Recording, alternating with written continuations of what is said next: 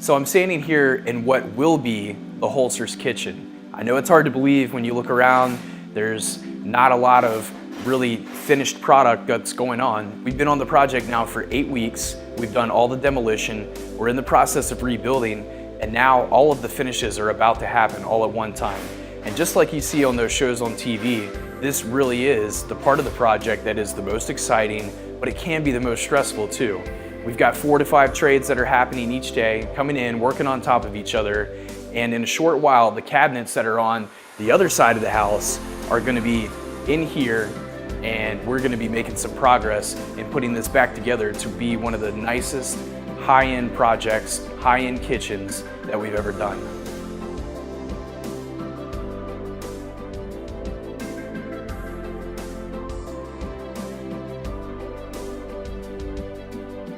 So we're in the kitchen now, and as you can see, the cabinets are starting to go in.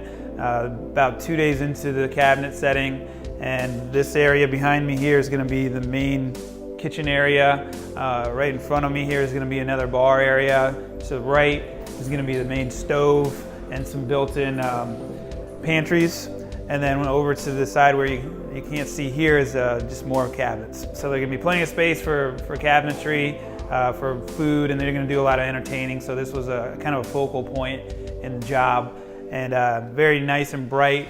The white is a color that's very popular right now. So as you can see throughout the house, a lot of bright, cheery colors. And one of the things we're going to do is actually replace this lighting above me. It's going to be a little bit different, a little bit more matching to the rest of the house. So it'll be a lot brighter and a little bit bigger as well. So it should be done within another 2-3 days, and then we'll get the countertops ordered. They do a template, and in about a week or two from there they'll have all the countertops in. Hi, I'm Keith Harris with Coastal Countertops in Virginia Beach. Family owned and operated business. My wife and I have owned it for probably about 13 years now. We were excited to be invited to do this job for the Holsers. We did it out of a Toscanti Calcutta marble. We did a really large radius island, and one of the other cool features is the large old school farm sink that Leah had picked out, and we were able to integrate it into a little drop down cabinet which Jonathan with Hudson Builders or Hudson Luxury Boutique did. It was kind of a long process picking out the particular color for the marble. Leah went back and forth to the granite places and the marble places quite a few times. Once Derek got involved, it was picked out the first day and absolutely loved it, and it has been perfect ever since. I'm Jonathan Hudson, Hudson's Luxury Building Boutique. We specialize in kitchen designs and bathroom designs, layouts, and actually supplying the cabinets themselves. Knew the Holsers for a good couple of years now. They've been close friends.